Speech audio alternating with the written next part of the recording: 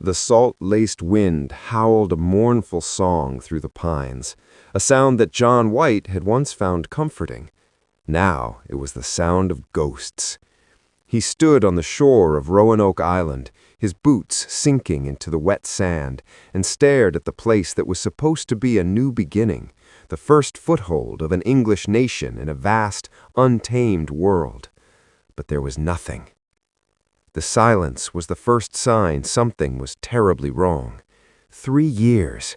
It had been 3 long, agonizing years since he had left them here. His daughter, Eleanor, his infant granddaughter, Virginia, the first English child born in the New World, and over 100 men, women, and children. He had sailed back to England to secure supplies, promising a swift return. But the war with Spain, the great Armada, had trapped him, a prisoner of a queen's priorities. Every day of those 3 years he had imagined this moment, the tearful reunions, the laughter, the sight of his granddaughter, now a walking, talking child. Instead, there was only this haunting emptiness. A dread, cold and heavy, coiled in his stomach as he and his landing party walked toward the settlement. The outer palisade was still standing, a sturdy defensive wall they had built with such hope. But as they passed through the open gateway, the dread turned to ice. The settlement was gone. Not burned, not ransacked, but dismantled. The small cottages, the church, the workshops, all had been carefully, methodically taken down. It was as if 100 souls had simply packed up their lives and vanished into the air. Weeds choked the small garden plots.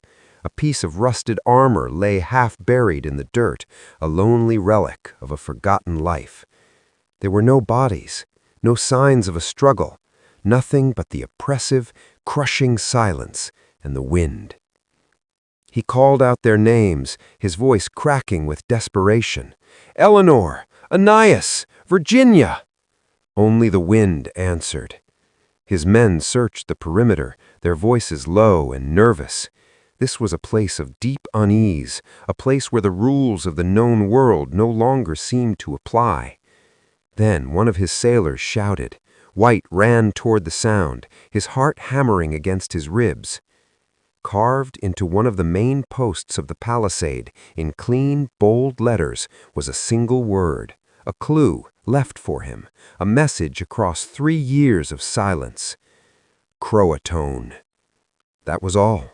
No cross, the prearranged signal that would indicate they had left in distress, just the name of a nearby island, home to a friendly tribe of natives. It was a sign of hope, perhaps, a rational explanation. But as John White stared at the cryptic word, the wind seemed to whisper a different story. It felt less like a message and more like an epitaph, the final, chilling word in a story whose pages had been ripped out and scattered to the 4 winds. The mystery of the lost colony had just begun. Chapter 2. A Treacherous Paradise. The journey was a trial by water. For weeks the world was a monotonous and violent cycle of gray waves and gray skies. The cramped conditions below deck were a breeding ground for sickness and despair. Food turned rancid, water grew foul, and the initial optimism of the colonists began to fray, worn thin by the ceaseless rocking of the ship and the gnawing uncertainty of their fate. The commander of the small fleet was a man named Simon Fernandez, a Portuguese pilot of considerable skill but questionable character. He was a privateer at heart, more interested in chasing Spanish prize ships than in delivering his passengers safely to their destination. He had been hired by Sir Walter Raleigh for his knowledge of the coast, but he viewed the colonists as little more than inconvenient cargo. Their intended destination was the Chesapeake Bay, a fertile and deep harbor further north that was deemed far more suitable for a permanent settlement than the shifting sands of Roanoke. But Fernandez, citing dwindling supplies and the approaching storm season, refused to sail further. Over the furious objections of John White, he forced the colonists to disembark on Roanoke Island in late July of 1587. It was a bitter and ominous start. They were not in the location they had planned for, and they were already behind schedule. The short growing season was nearly over, meaning they would have little time to plant crops for the coming winter. Yet, as the colonists stepped onto the island, the hardships of the voyage were momentarily forgotten. The island was a startlingly lush paradise. The air was thick with the scent of pine and honeysuckle. Towering cypress trees draped in Spanish moss lined the waterways, and the forests teemed with deer, turkey, and other game. The water was so clear and abundant with fish that the men could spear them from the shore. After the filth and confinement of the ships, Roanoke felt like the Garden of Eden. They found the remnants of the previous military colony that had been abandoned 2 years prior, a few dilapidated huts and a small earthen fort. It was a sobering reminder of past failures, but it also gave them a foundation to build upon. Under the direction of Ananias Dare, the men set to work with a feverish energy. Trees were felled, cottages were raised, and a proper defensive palisade was constructed. The sounds of hammers and saws filled the air, a chorus of creation that temporarily drowned out their anxieties. John White's primary concern was diplomacy. Their survival depended on establishing peaceful relations with the local tribes. Manteo, their Croatoan guide, proved invaluable. He led a party to his home island, a day's sail south, and the colonists were greeted with caution, but also with generosity. Manteo was formally christened and named Lord of Roanoke and Dasamangueconque, a title bestowed by the English in the hopes of cementing his loyalty and creating a permanent alliance. But not all encounters were so peaceful. The local Croatoan tribe on the mainland held a deep-seated grudge. A previous English expedition, led by the hot-tempered Ralph Lane, had accused the Croatoans of stealing a silver cup and in a brutal act of retribution had burned their village and killed their chief. The memory of this violence hung in the air like a poison. White attempted to make amends, sending emissaries to the Croatoan chief, one Chase, a man who, like Manteo, had once traveled to England but had returned with a deep distrust of the white men. His messages were met with a stony silence. One of the colonists, a man named George Hoe, was found in the woods, his body riddled with arrows. Fear, like a creeping vine, began to wind its way through the fledgling colony. The seemingly benevolent forest now held a hidden menace. The colonists became more insular, rarely venturing beyond the safety of their palisade. The initial sense of wonder was replaced by a grim pragmatism. They were an island of Englishness in a vast and potentially hostile continent. Amid this growing tension, a moment of profound joy pierced the gloom. On August 18, 1587, Eleanor Dare gave birth to a healthy baby girl. They named her Virginia. She was the first English Christian born in the New World, a symbol of their hopes and a tangible link to the future they were trying to build. The entire settlement celebrated, a brief and welcome respite from their worries. But the celebration was short-lived. As summer faded into autumn, their supplies dwindled at an alarming rate. The few crops they had managed to plant would not be enough to last the winter. Their gunpowder was running low. The tools they had brought were wearing out. It became terrifyingly clear that without a new shipment of supplies from England, they would not survive. The colonists came to a consensus. Someone had to go back. Someone had to plead their case to Sir Walter Raleigh and the Queen to secure the provisions that were the lifeline of their new world. There was only one man they all trusted for the task, one man with the eloquence and the standing to succeed. They asked their governor, John White, to leave them. The request tore him in two. The thought of abandoning his family, his daughter, his newborn granddaughter, to the dangers of this unpredictable land was unbearable. But the faces of the 117 souls who looked to him for leadership gave him no choice. He was their governor. Their survival was his ultimate responsibility. With a heavy heart, he agreed. He would sail with the ships before winter made the Atlantic impassable. He made them promise to carve a message in a prominent place if they were ever forced to move the colony, with a Maltese cross above the name if they left in distress. His farewell to Eleanor was the hardest moment of his life. He held his granddaughter, Virginia, a tiny warm bundle in his arms, and tried to memorize every detail of her face. "I will return by the spring," he promised Eleanor, his voice thick with emotion. "We will be waiting, Father," she replied, her own eyes filled with tears, but her voice steady. As his boat pulled away from the shore, he watched the small crowd of colonists grow smaller and smaller, until they were just a collection of specks against the green wall of the forest.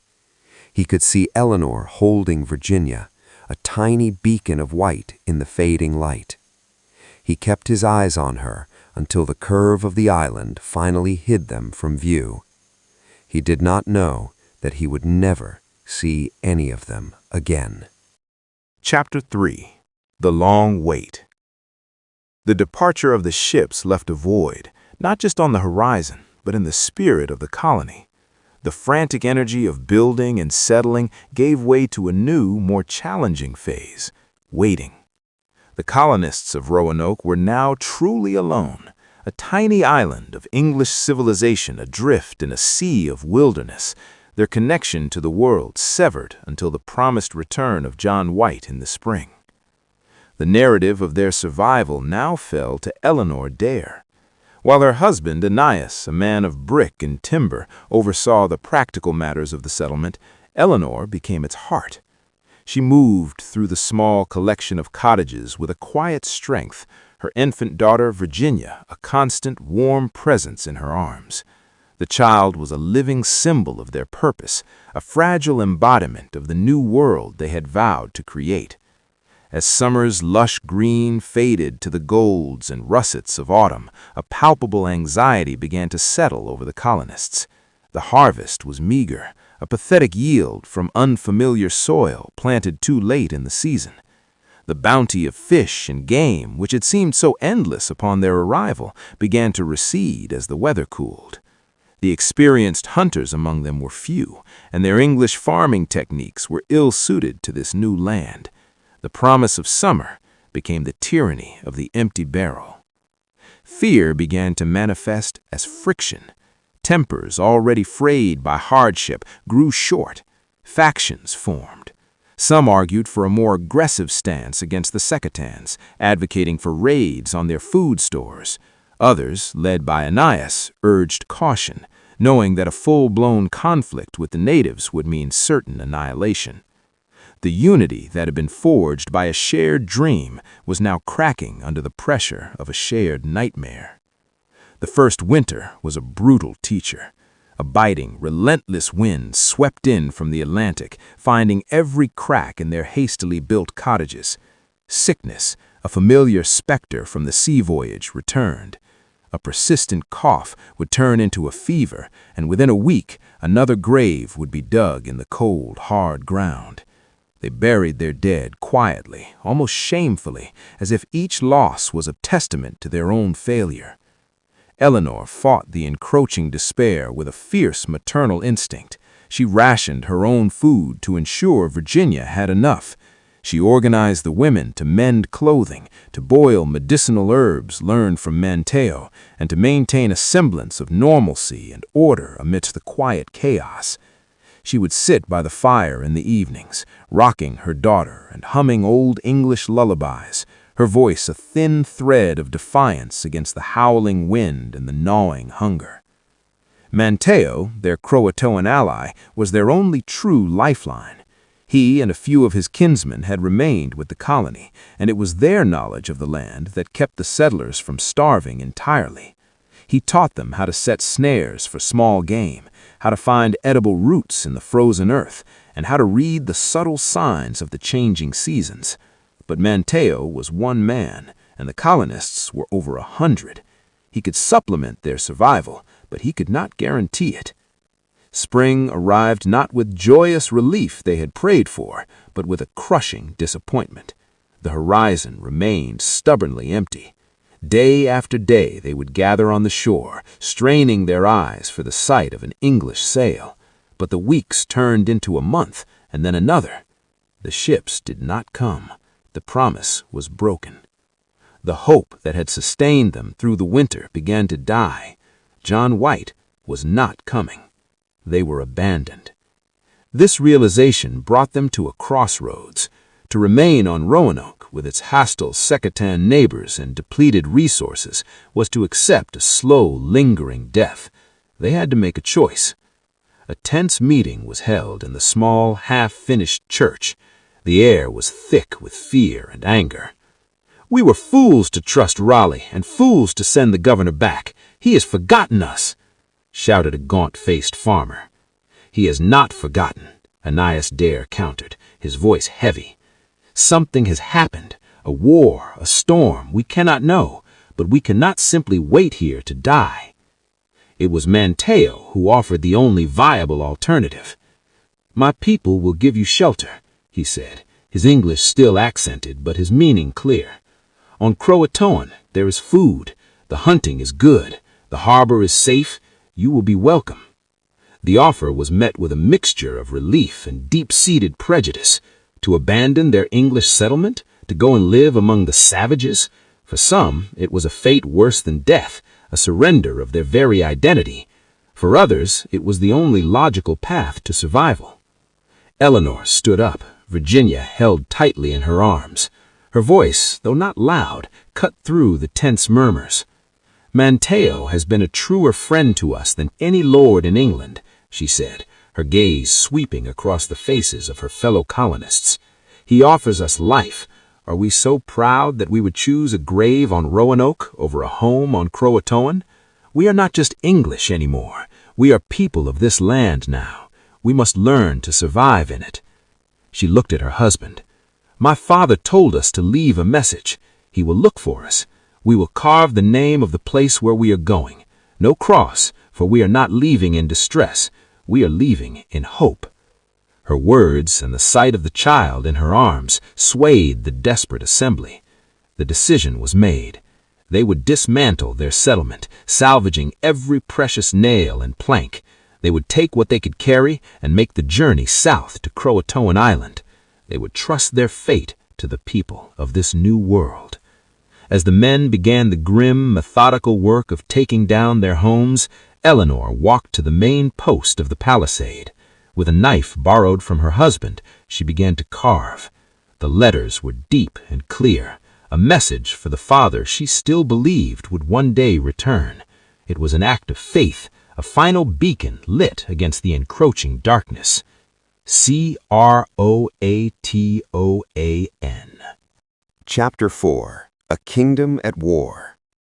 While the colonists of Roanoke fought a desperate battle against starvation and despair, John White was fighting a very different war, one of politics, bureaucracy, and the grand, clashing ambitions of empires. He arrived in England in November 1587 to find a nation utterly transformed. The carefree optimism that had launched his colonial venture had evaporated, replaced by a cold, martial fear. The air was thick with rumors of war, whispers of a Spanish invasion, a great armada being built to crush the defiant Protestant Queen Elizabeth once and for all. His patron, Sir Walter Raleigh, once the glittering favorite of the court, was now distracted, his fortune and attention consumed by the looming threat from Spain. When White presented his urgent plea for a relief fleet for Roanoke, he was met not with the swift action he expected, but with frustrating delays and polite deflections. "John, you must understand," Raleigh said, his voice strained, during a brief meeting in his grand London house. "Every able-bodied ship, every barrel of powder, every sailor is being requisitioned for the defense of the realm. The Queen has forbidden any vessel capable of fighting from leaving English waters. Her focus is here, on the Channel, not on a handful of settlers 3,000 miles away." "But they are more than a handful," White argued, his artist's hands clenched into fists. "They are a colony, your colony. They are men, women, my own family. They will not survive the winter without supplies." "And England will not survive the summer if the Spanish land at Dover," Raleigh retorted, his patience wearing thin. "I have not forgotten them, but my hands are tied. Be patient. The moment this crisis with Spain is over, you shall have your ships." Patience was a luxury White did not have. Every day that passed was a day his colonists starved. He became a familiar, haunted figure in the halls of Whitehall and the bustling offices of Plymouth, pleading his case to anyone who would listen: admirals, merchants, politicians. They saw him as a nuisance, a man obsessed with a distant, irrelevant project, while the fate of their own nation hung in the balance. The winter of 1587 bled into the spring of 1588, the season he had promised to return. But instead of relief ships sailing west, the entire nation was preparing for an invasion from the south. Shipyards worked night and day, not on vessels for exploration, but on nimble, heavily armed warships designed to fight the Spanish galleons. Finally, in April, Raleigh managed to secure 2 small pinnaces, the Brave and the Roe, for White's use. They were woefully inadequate, barely large enough to carry the necessary supplies, and certainly not equipped for a fight, but they were something. With a heart full of renewed hope, White oversaw their loading, ensuring every spare inch was packed with food, tools, and gunpowder. They set sail, but their journey was doomed from the start. Just days out from the English coast, they were spotted by a French warship. The captain of the Brave, a man more pirate than relief commander, saw an opportunity for plunder and foolishly engaged the larger, better-armed vessel. The fight was short and brutal. The English ships were ravaged, several crew members were killed, and the colonists' precious supplies were looted. Battered and defeated, the 2 small ships limped back to England, their mission a catastrophic failure. The failed attempt destroyed White's last shred of hope. He had no money to fund another expedition himself, and Raleigh, now fully consumed by the war effort, could offer no more help. Then, in the summer of 1588, the Spanish Armada arrived. A great crescent of over 130 ships, the most powerful fleet in the world, sailed into the English Channel. All of England held its breath. For weeks, the nation's fate was decided in a series of desperate naval battles. Through a combination of superior English seamanship, devastating fire ships, and a powerful storm that was later dubbed the Protestant Wind, the impossible happened. The Armada was scattered and defeated. England erupted in a frenzy of celebration. The victory was seen as a miracle, a sign of God's favor.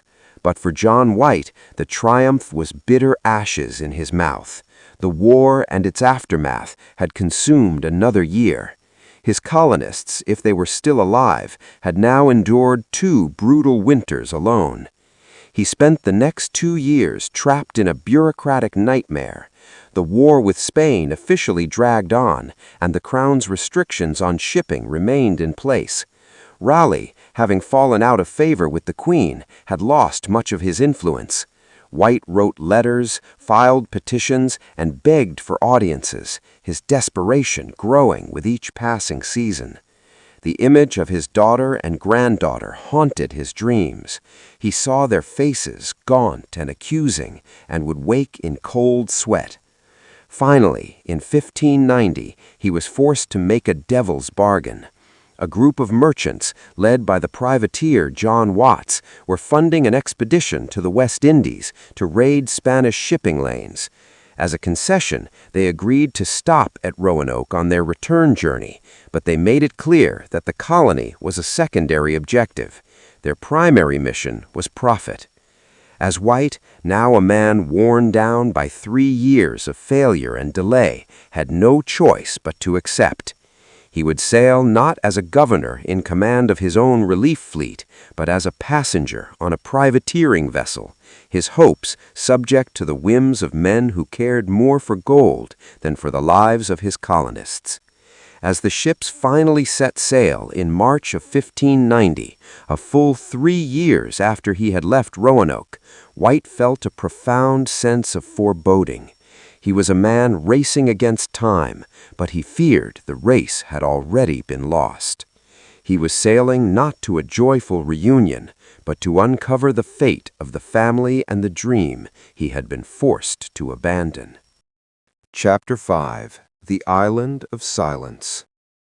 The voyage of 1590 was, from the outset, a prolonged torment for John White. The privateering fleet, commanded by men whose veins ran with avarice, had no interest in a direct route to Roanoke. They saw the Caribbean as their personal treasury, a vast expanse of opportunity to plunder the Spanish Empire. For months, they crisscrossed the warm, turquoise waters, chasing down Spanish merchant ships with a relentless zeal. John White was a ghost on his own ship, a silent, disapproving observer to the brutal business of piracy. While the sailors celebrated their captured prizes, casks of wine, chests of silver, and exotic goods, White could only think of the simple, life-sustaining cargo his colonists so desperately needed: barrels of salted meat, sacks of flour, and casks of gunpowder. Each week spent hunting for Spanish gold was a week that pushed his family further towards the brink of non-existence. He would stand on the deck for hours, staring northwest, as if his will alone could turn the ships towards their true purpose. The fleet was battered by a major hurricane off the coast of Hispaniola and engaged in several bloody skirmishes. By the time they finally turned north towards the Outer Banks in August, the ships were damaged and the crews were exhausted, their lust for plunder finally sated.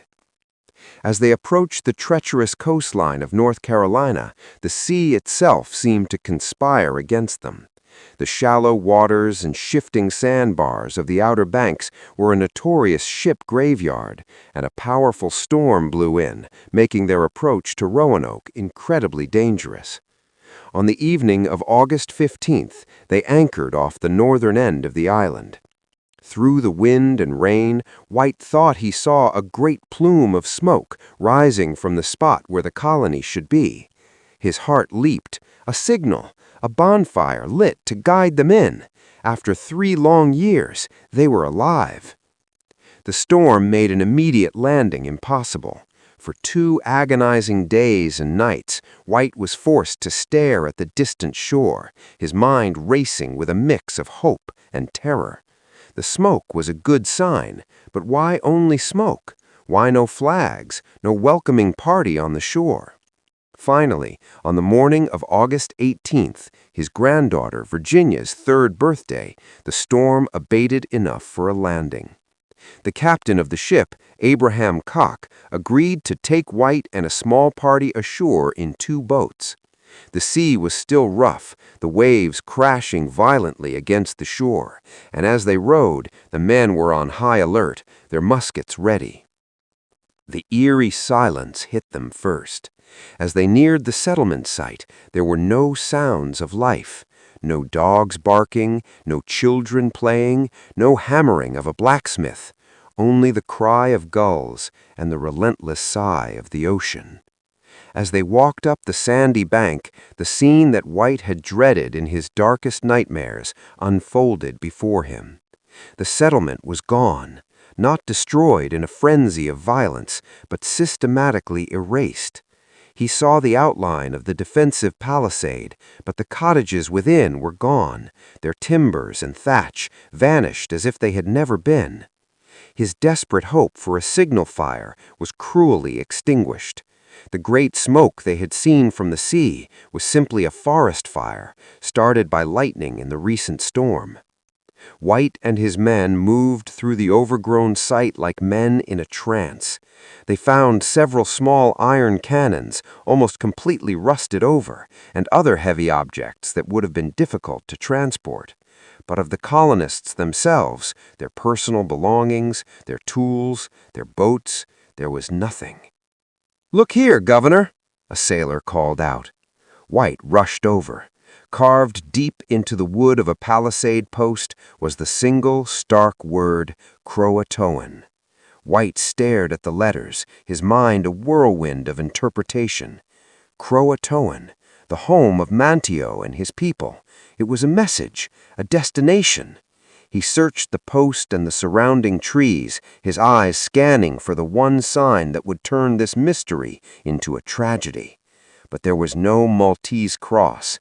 He had specifically instructed them to carve a cross if they were forced to leave in distress. The absence of that cross was a powerful, deliberate signal. They had left, but they had left willingly, and they had left for a place of safety. A fragile, desperate hope rekindled in his chest. They were not dead. They had simply moved. They were alive, living with Manteo's tribe just a day or two sailed to the south. "We must go to Croatoan," he said, turning to Captain Cock, his voice filled with a new urgency. "At once!" Cock hesitated. The weather was still unstable, and his patience was wearing thin. "I'm sorry, Governor. We can try," he said reluctantly, "but if the wind turns against us, we head for home." Their attempt to reach Croatoan was a disaster. As they tried to weigh anchor, a cable snapped, and they lost one of their crucial anchors. The wind began to howl once more, blowing from the northeast, making a journey south along the treacherous coast nearly impossible. The sailors, already weary from their long voyage, began to murmur mutinously. They had fulfilled their obligation by stopping at Roanoke. They had no interest in risking their lives and their ship for a lost colony of Roanoke.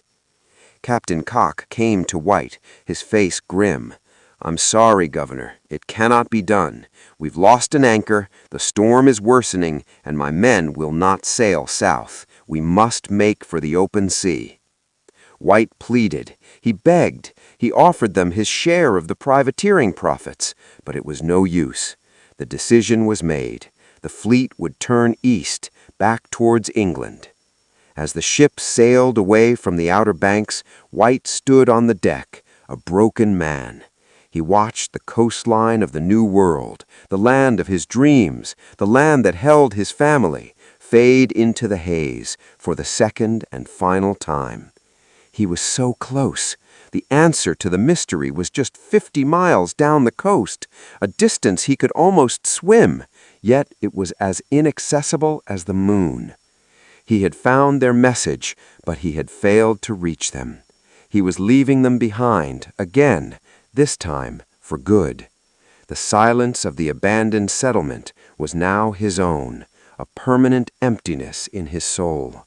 He did not know their fate, and now he never would.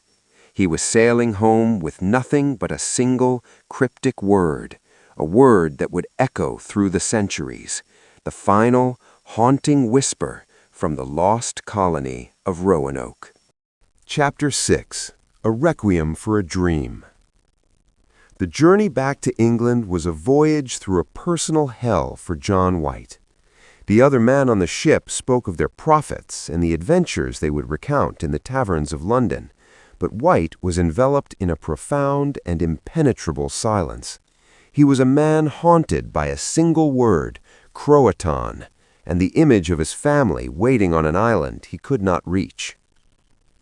He arrived in Plymouth a shadow of his former self, an artist whose colors had been drained away, leaving only shades of gray. He tried, with what little energy he had left, to mount another expedition.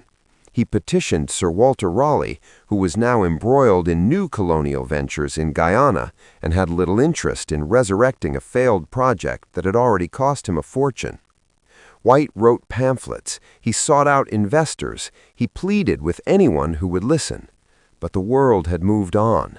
The lost colony of Roanoke was seen as a tragic but closed chapter, a costly lesson in the brutal realities of colonization.